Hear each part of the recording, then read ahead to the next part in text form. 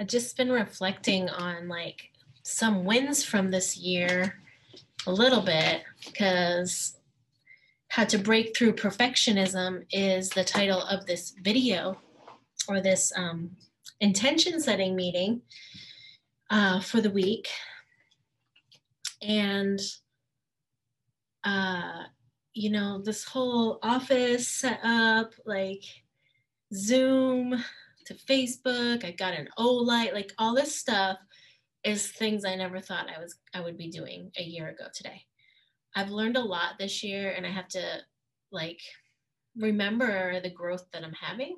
And I challenge you to remember or to reflect on the areas in your life where you've grown this year. And as we check in here, just thinking about that sort of thing, as far as how to break through perfectionism. I just wanted to say that it's like amazing trying to get all this stuff working, and I can't believe I'm doing this because it's not an area that I thought I would be doing before. So see if anybody jumps in here. I don't think I put this video into the events. That's one thing I need to work on. I'll put that on my goals this week. How do I link this live video to the event? It would not do it for me. Maybe I have a setting that I need to fix. Let me write that down. So, do you guys have a planner, or do you ever do everything on digital now? Because I thought I was going to be able to do digital, like in my phone calendar, Google Calendar, but I'm just so much a pen and paper kind of person.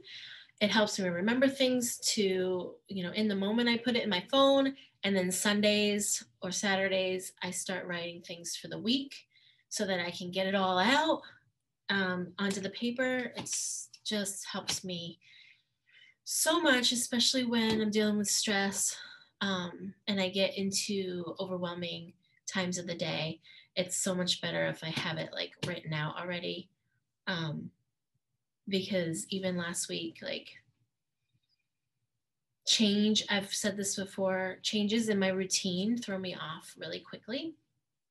And I almost forgot to go to a parent meeting on Friday night because it was like something totally new and foreign, and I knew about it all week. And then I got like totally into chores Friday and just random things. And I had to pick up my daughter from school, and I was supposed to it's a 30-minute drive there and a 30-minute drive home. And I didn't want to come home before the parent meeting. So we were going to get dinner, and I didn't even prepare. I totally forgot about it. So I space things completely when I'm overwhelmed and stressed, and I haven't spent time jotting it down, like a good hour, drinking tea, listening to quiet music, whatever it is. I actually have another video about how to set up a successful planning time. But this is not about that. This is our weekly intention setting meeting. So the way it works is you can bring a journal, a planner, something where you can write your intentions for the week. And we first just do a check-in. If you want to say how you're doing, you put it in the comments, and do a little breathing here. I got joy oil for this challenge, that 90-day challenge. So just take a few breaths. Let go of the rest of the day. Come into your space. We're noticing sensations around us, the 5 senses, awareness of things you see around the room, awareness of the sounds you hear, awareness of the smells, things that you feel. So the chair beneath you, the chair on my back, I can put my feet down onto the ground and feel the ground beneath my feet. Any areas of your body that need a little bit of attention. And what else? Taste. Let me take a sip of my tea and just focus on the taste. Okay. It doesn't take very long to check in with yourself. You can do it almost anywhere. And so I really would love you guys to jump into the challenge. So I think we're on day 28, and it's all about trying to take 5 minutes a day to sit and sit in awareness and mindfulness. You can start on day 28. There is no perfectionism here. So I'll get to that in a minute. Anyway, wins. So my wins from last week. Full moon yoga was really great. I really enjoyed the focus of the month. It was about love and joy and freedom. And I'm hoping that some of you will feel some of that coming into your life the next week or two. You know, where can you find more freedom? So that was a really great practice and affirmation that we used. Let me see if I can find the affirmation. Oh, I activate the river of joy that flows through me. So we're going to activate the river of joy that flows through me. That was the full moon practice. And my other wins from last week, I got rid of more stuff out of my house. And I have so much more to get rid of, but I did get rid of stuff. And I did that shelf because I've got like so many books that I need to figure out what's really important to my transition from classroom teacher to coaching and yoga teaching. What do I want to hold on to that's of utmost importance in that realm? And that's a hard thing to let go of.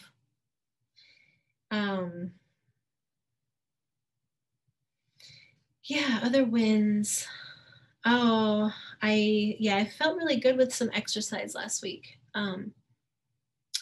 We had a fitness trainer come to my course and did the transverse abdominal muscles. And if you're having any weakness in that area, bladder control, hard to hold plank, hard to do certain yoga poses, maybe hip pain. You know, there's a lot of trauma that happens with moms and childbirth. So that she was showing us how to start healing some of that and fixing some of that. And I am ridiculously sore. It was like really 15 minutes and it did not seem like it was going to be that difficult. But I was so sore by the end of the day. I took a bath today. I felt it. I still feel it deep. It's those deep ab muscles that you don't know how to work. And so if you find yourself doing crunches and things like that, and you are doing more damage, then you really need to find a core and pelvic floor specialist. So if you're interested in that, reach out to me because I can hook you up. She's awesome. Okay. Those are the wins. Then what's next? Goals for next week. So next week, did I write it down? I was just taking a bath trying to write down what I have to focus on next week. And I just forgot about it. So I'm going to go through my nature materials. I've got a lot of nature teaching materials. And although I really love them and I want to hold on to them, I want to use them in a more productive way. And I do lead camps and things throughout the year, but I would like to put them in the hands of people that are going to use them more often than me. So I want to go through them and take pictures of that stuff. So that's on my list for more decluttering, because my mind has really been boggled down with this amount of stuff that I have. Personal goals, because it's February, I really want to focus on my partner in crime, my husband, because I get very involved in my personal development, my professional development, and he doesn't always get the attention he deserves. So I need to come up with ways to give him attention. And what else? I'm working on my logo. So maybe I'll post some ideas in here and you guys can vote because I need help. It is not a strength of mine. I've got a friend working on it. My husband's really good at it.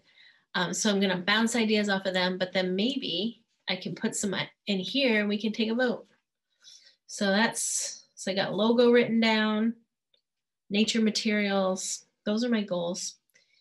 Other than that, I have a teen yoga camp this week and I have my kids yoga classes and a mindset chat for my kids, Zoom mindset chat. So I'm a bit busy. So I think I'm going to see what I can say no to because I think I'm going to get a little overwhelmed. So I might not be involved in Facebook too often this week. So that might be the one no I have to say. So let's get into perfectionism. So remember, put your goals, your wins down in the comments. How do we break through perfectionism? So we've got number one, work on some personal development in this area. So find some books or podcasts or things from people that are working on how to break through perfectionism. It's very, very common. So there are lots of resources out there. Make it a priority because perfectionism will paralyze you. You will not move forward. It will continue to affect every aspect of your life. Make it a priority. We're all in different places on this. We've all been through different struggles in life. So we have to remember that we're all just doing our best with what we've been given. And there's always things to learn, always things for professional development or personal development, I mean.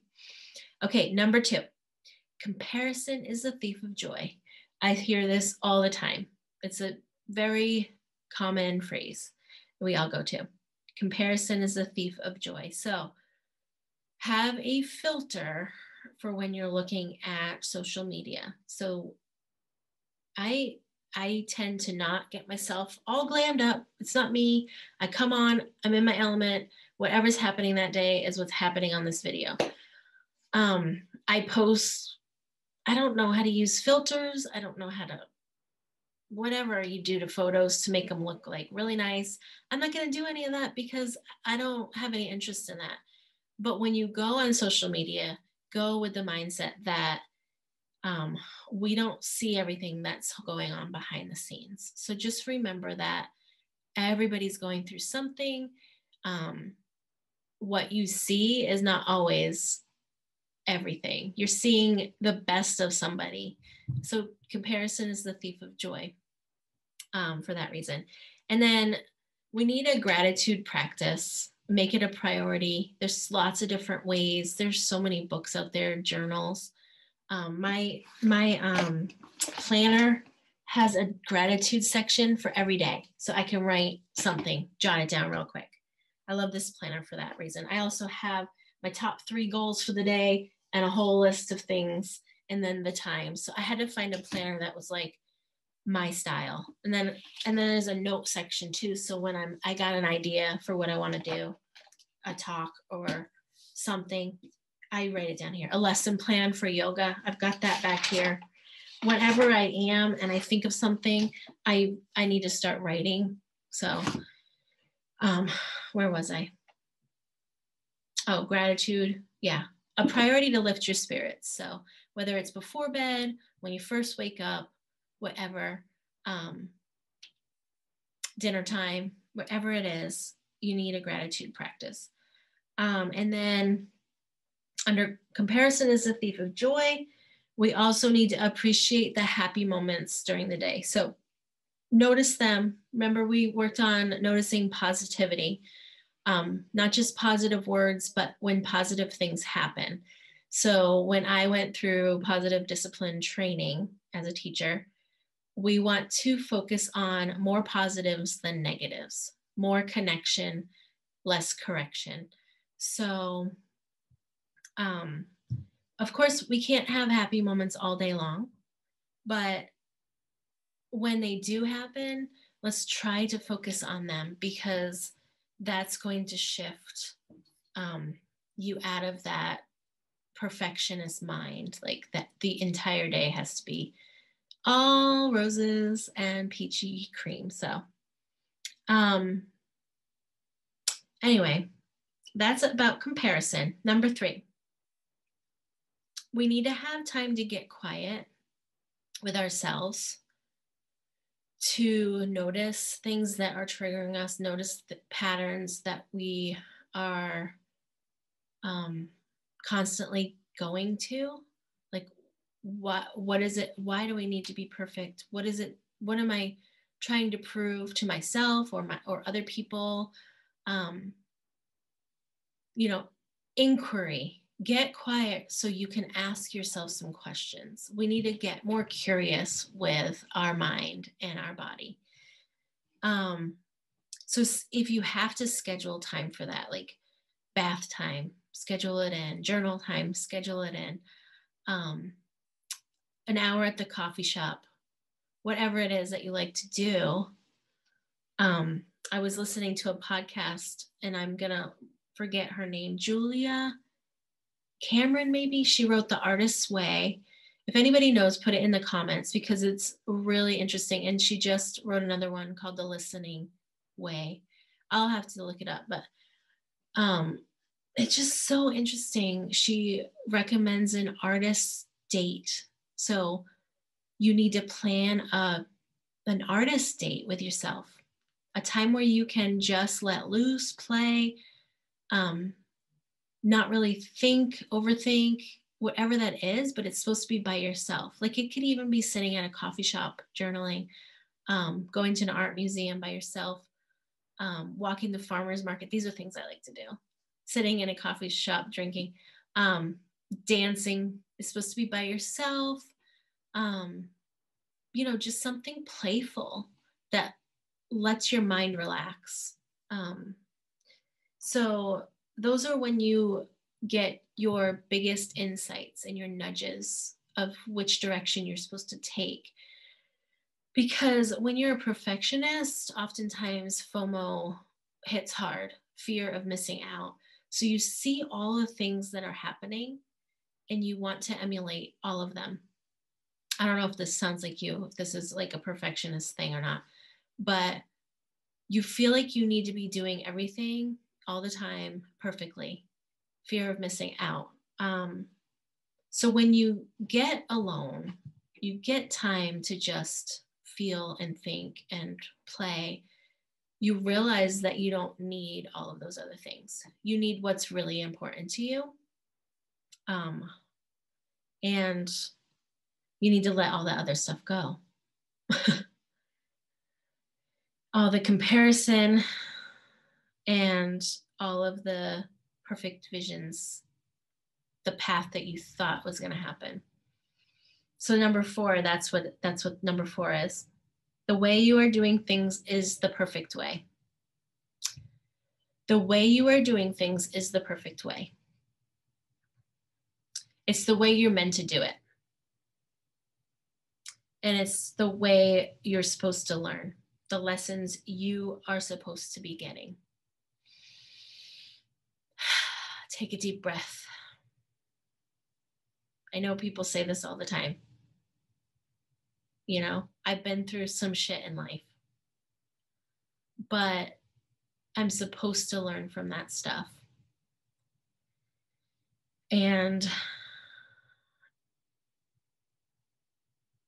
when I hear a message of something I would like to work on or do, and I follow that to completion or not completion, and then I follow another way, that is the path I'm supposed to take. it's a meandering path. So that can be really hard for perfectionists, that you do not want to veer off. You want to stick the course, but you're often hitting a wall over and over and over. You need to go a different direction, and that's okay. When your inner critic comes out, it emerges, and it's always going to. When it's saying, you always quit that, or you never want to start that because it doesn't look the way you want it, or whatever your inner critic is saying. So this is another thing that that author wrote, The Artist's Way, Julia Cameron. I hope that's her name. Put it in the comments, people. She said, you say thank you to your inner critic. Thank you, I've heard you. Just doing this anyway, the way I want to do it. And she said she gave her inner critic a personality. I love this. She called her inner critic Nigel. He's a gay British interior designer. She says, thank you, Nigel. I've heard you. And then she keeps on writing. So when she writes her books, she does this. It's like, someone's already said this, or you've already said it. And that inner critic comes out, or I really can't do this, the self-doubt. She says, thank you, Nigel. I've heard you. And then she moves on. So trying to feel that non-judgment with yourself. And she gives it, like, she said, give your inner critic a personality or like a cartoon name or something, so you can just kind of be more silly with yourself. Because us perfectionists can be super serious. So that is how to break through perfectionism. So an affirmation for the week, if you want to work on breaking through perfectionism, you can steal mine if you like it, is, I thought I had it written here. Hold on.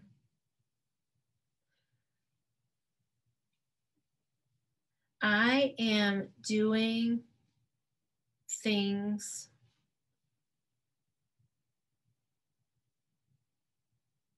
the way I am meant to. I am doing things the way I am meant to. Is that what I wanted to say? Well, maybe someone else can come up with a better one. I am doing things imperfectly.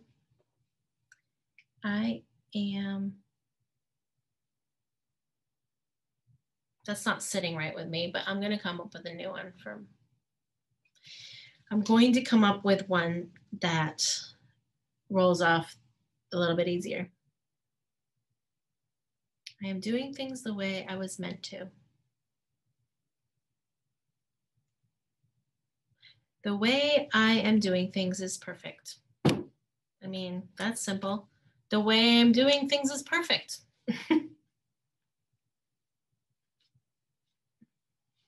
I don't know.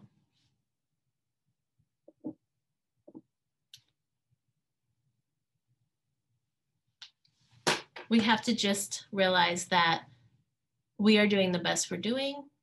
We are constantly moving forward. And the way we are doing things today is the way we are meant to do them. So I hope this helps you get through your week and that you set some really good intentions. I look forward to hearing your intentions for the week and your wins from last week and any affirmations you want to work on. And get back into the 90-day challenge if you haven't joined in yet, or if you were not being perfect with yourself, because I'm not judging. Nobody's judging in this group. So just jump in and participate whenever you feel like it. There's no way that it's meant to be done.